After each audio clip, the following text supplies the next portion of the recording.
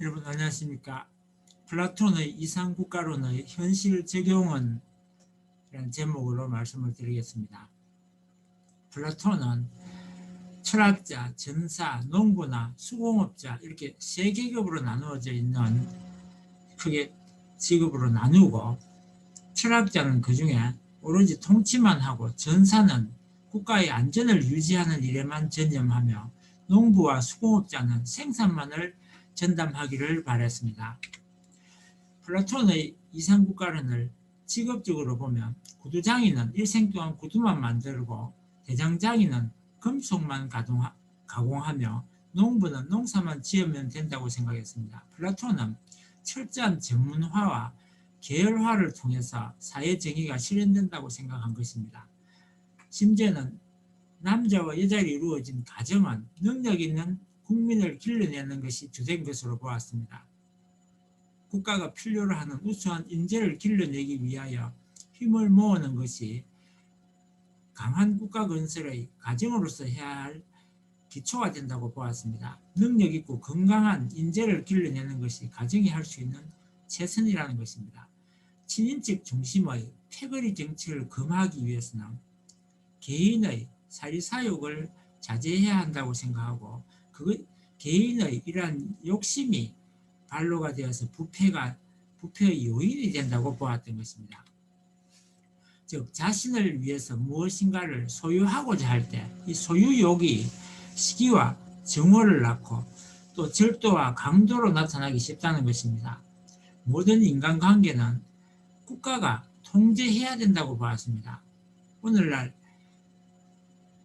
결혼을 기피하고 자녀를 낳지 않는 이런 풍토가 현재 만연하고 있습니다. 국가가 이럴 때는 적극적으로 개입해서 결혼을 하면 인센티브를 주고, 직업이라든지 주거시설, 또 양육비, 교육비 이런 것들을 일체 제공을 하고, 자녀를 많이 낳으면 인센티브를 특히 많이 주고 가점을 주는 성진이라든지 이럴 때 가점 혜택을 주도록 한다는 것입니다. 자기 자녀라고 해서 요즘 많이 문제가 되고 있는데, 자기 자녀로 해서 함부로 하지 못하도록, 특히 부모가 역할을 제대로 하지 않으면 국가에서 감시를 하고 자녀를 방치를 하거나 제대로 키우지 않고 또 교육을 제대로 하지 않고 제대로 먹이지 않고 하면 처벌을 국가에서 강력하게 하도록 해야 한다는 것입니다. 그리고 플라톤의 이상국가론에서 예술은 순수한 어떤 영혼을 맑게 하는 이런 예술도 있겠지만, 무엇보다도 예술은 그 사명이 시민을 용감하고 신중하며 현명하고 정의로운 이 네 가지 덕목을 익히도록 하는 데 목적을 두며, 이러한 국가는 예술뿐 아니라 공교육을 강화함으로써 그런 것들을 성취해야 한다고 하는 것입니다. 오늘날 지방에 보면 각종 축제나 페스티벌 이런 것들이 있습니다. 그리고 방송에는 많은 다양한 프로그램들이 있는데, 그런 축제나 방송 프로그램 등을 통해서 국가 정책을 소개하고 체제를 옹호할 수 있는 체제 선전을 해야 한다고 하는 것입니다. 왜냐하면 그 당시에 압제적이고 부패한 폭군들의 힘에 의한 통치보다는 지혜와 덕을 통한 통치가 필요하다고 보았기 때문에, 그런 것들을 위해서 시민들을 교육을 시키기 필요가 있었기 때문에 예술이나 교육을 통해서 그런 것들을 하도록 생각했던 것입니다. 우선 결론적으로 플라톤의 이상국가론에서 보면, 인간의 영혼을 크게 이성, 기계, 정욕, 정의로운 인간 이렇게 네 가지로 나누고, 그 덕목으로서는 이성을 강하게 개발하기 위해서는 지혜가 있어야 된다는 것입니다. 그리고 기계는 용기가 필요하고, 정욕은 절제가 필요하고, 정의로운 인간은 정의감이 필요한데, 예를 들어서 국가 계층으로 볼 때 이 지혜의 덕목을 다루고 있는 철학자는 지혜를 가지고 이성을 가지고 통치를 해야 된다는 것입니다. 그것을 하는 것이 주로 철학자가 담당해야 된다고 봤던 것입니다. 그리고 군인에게 꼭 필요한 것은 덕목은 용기고 기계인데 주로 군인은 수호자나 방위자의 역할을 하는 사람들을 말합니다. 그리고 생산자는 특히 장인은 절제가 필요하다는 것. 뭐에 대한 절제냐면 생산자는 정욕이 있기 때문에 그 정욕이 필요하고 또 필요하지만 그것을 절제할 줄 알아야 된다는 것입니다. 그것이 4덕목 중에 생산자, 장인이 갖춰야 할 것으로 봤던 것입니다. 정의로운 국가는 정의로운 인간을 길러내는 것이 목적이며 무엇보다도 정의감을 가질 수 있도록 그 덕목을 살릴 수 있도록 교육해야 된다는 것입니다.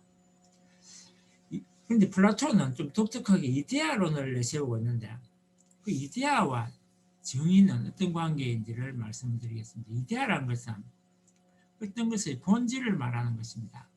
이 세계를 두 가지로 크게 나누어서 플라톤은 보았습니다.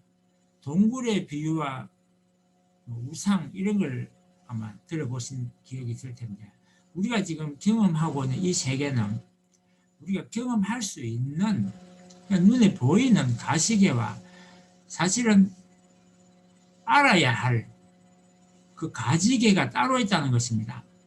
그걸 가지계를 이데아로 봤던 것입니다.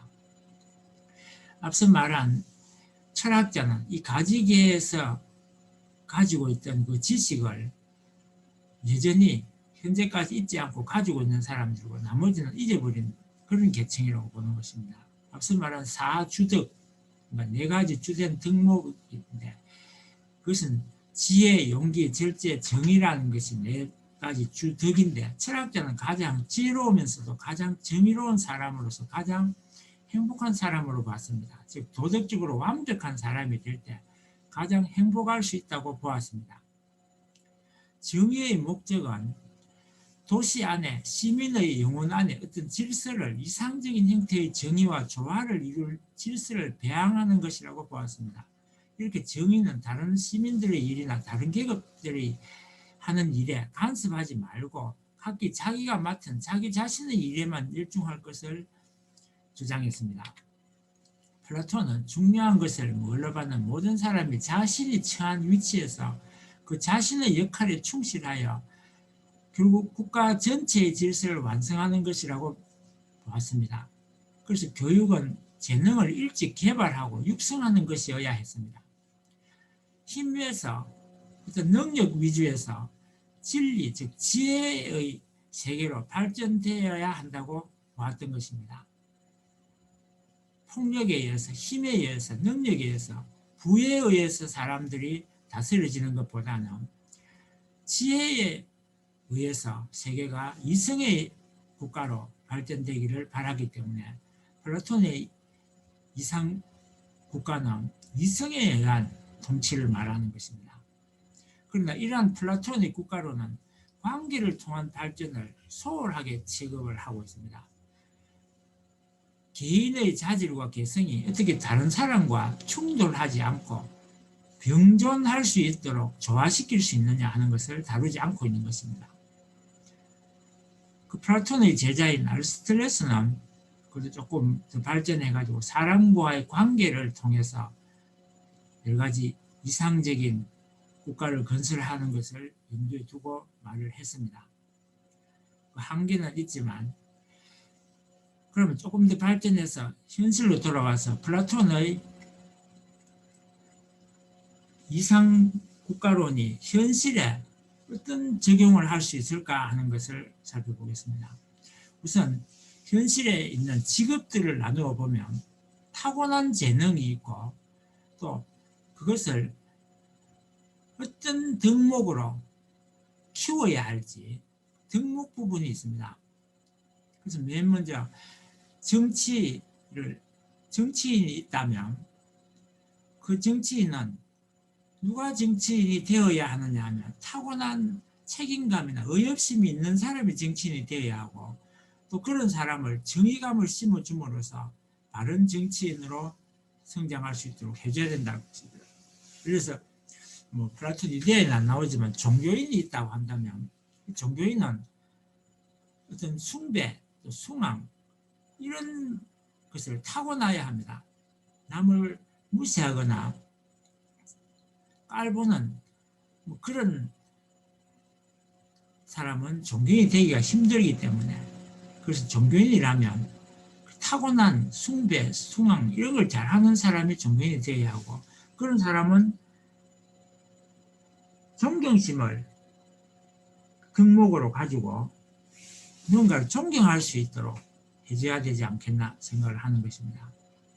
그 정제인이 있다면 뭐 평가를 잘, 물건이 있으면 좋은 물건인지 값이 얼마나 나은지 이런 평가를 할 수 있는 감정 평가의 능력을 타고나야 하고, 그 경제인의 덕목으로서는 서비스 정신을 가지고 뭔가 봉사한다는 마음을 가져야 할 것입니다. 그리고 언론인은 정론, 정직으로서 부패한 관리나 또 부패한 경제인들을 지적하면서 사리사욕을 챙기거나 펜을 끄지 말고 바르게 바른 소리를 할 수 있어야 됩니다. 그리고 위해서는 정의감을 덕목으로 가져야 할 것입니다. 농업인은 농사 지으려면 필요한 것이 체력도 있어야 되고, 또 식물이나 동물을 사랑하는 마음, 또 관리할 수 있는 능력, 또 식물이나 동물과 대화할 수 있는 능력을 가져야 타고나야 할 것입니다. 무엇보다도 덕목으로는 보살피려고 하는 그런 마음을 가지고 있어야 될 것입니다. 상업인은 계산 능력과 상술, 신용 이런 걸 타고나야 됩니다. 역시 서비스 정신을 가지고 있어야 되고, 군인을 직업으로 가지기 위해서는 필요한 타고난 재능은 체력과 용기일 것입니다. 그래서 덕목으로서는 용기도 필요하지만 책임감이 무엇보다도 중요할 것입니다. 그래서 뭐 운전수가 있다면 운전수가 되기 위해서는 길눈이 밝아야 하고, 이분도 서비스 정신을 가지고 봉사하겠다는 봉사 정신을 가지고 덕목을 가져야 할 것입니다. 경찰은 역시 군인과 비슷한 체력과 용기가 있어야 되고 책임감을 가져야 할 덕목으로 가져야 할 것입니다. 체육인은 타고난 재능이 체력을 가지고 있어야 할 것입니다. 그리고 그 체력을 연마하기 위한 인내심을 가지고 꾸준히 자기 몸을 끊임없이 단련할 수 있는 인내심을 가지고 있어야 할 것입니다. 연예인이나 예능인 같은 탤런트는 군중의 마음을 사로잡을 줄 알아야 할 것입니다. 그래서 덕목으로서는 많은 사람을 행복하게 해주겠다는 그런 정신을 가지고 있어야 할 것입니다. 또 기술자는 손재주를 타고나야 할 것이며, 뭔가를 창조하겠다는 창조성을 정신으로 가지면 좋을 것입니다. 선생님은 지혜와 지식에 대한 타고난 재능을 가지고 있어야 되고, 무엇보다도 제자를 사랑하는 마음을 덕목으로 길러야 할 것입니다. 학생은 탐구심, 재능, 인내, 존경심 이런 것들을 가지고 있어야만 배울 수 있을 것입니다. 무엇보다도 지식 앞에 겸손하고 스스로가 무식하다는 것에 대해서 부끄러움을 가지고 있어야 할 것입니다. 그리고 직장인은 재능과 책임감을 가지고 있어야 할 것이고, 무엇보다도 자기가 맡은 부분에 책임감을 가지고 서비스 정신으로 봉사하고 책임을 다하겠다는, 이 사회에 기여하겠다는 마음을 가져야 덕목으로 가져야 할 것입니다. 그리고 요리사가 있다면 요리사는 맛을 잘 볼 줄 아는 능력과 또 맛있는 요리를 만들어낼 줄 아는 솜씨를 가지고 있어야 할 것입니다. 이러한 요리사는 자부심과 자긍심, 성실함을 덕목으로 가지고 있어야 할 것입니다. 이상 플라톤의 이데아가 현실적으로 어떠한 적용을 할 수 있는가에 대해서 살펴보았습니다. 이것으로서 제 말을 마치도록 하겠습니다. 감사합니다.